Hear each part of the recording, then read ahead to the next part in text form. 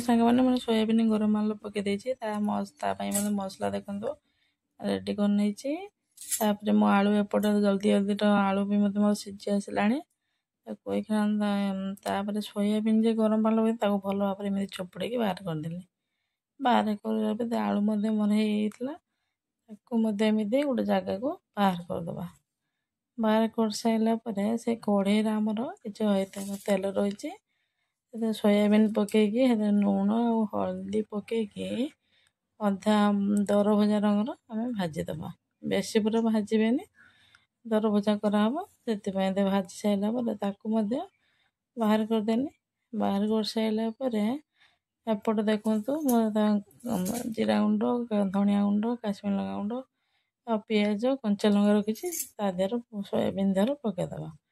ପକେଇ ଦେଇ ସାରିଲା ପରେ ସେଥିରେ କିଛି ଦହି ମଧ୍ୟ ପକେଇ ଦେଇକି ଭଲ ଭାବରେ ଟିକେ ଗୋଳେଇ ଦେବା। ଗୋଳେଇ ଦେଇକି ତାକୁ କିଛି ସମୟ ମ୍ୟାରିନେଟ୍ କରିବା ପାଇଁ ଛାଡ଼ିଦେବା। ଛାଡ଼ି ଦେଇ ସାରିଲା ପରେ ଏପଟ କଢ଼େଇରେ କିଛି ତେଲ ଦେଇଦେବା।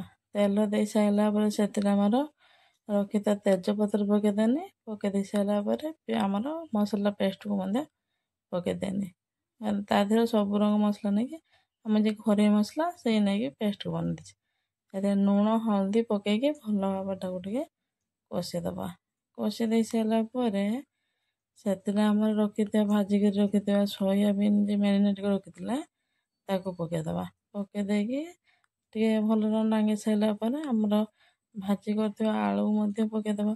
ପକେଇ ଦେଇକି ଆଉ ଟିକେ ଭଲ କଷିଦେବା।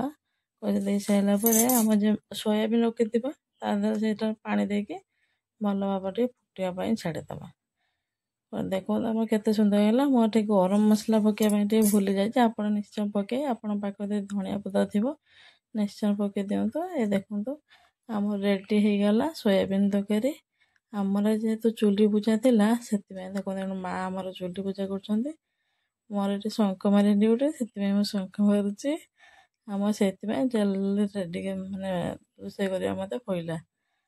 ଦେଖନ୍ତୁ ଆମ ଚୁଲି ପୂଜାରେ ହୁଏ ପଖାଳ ଭାତ।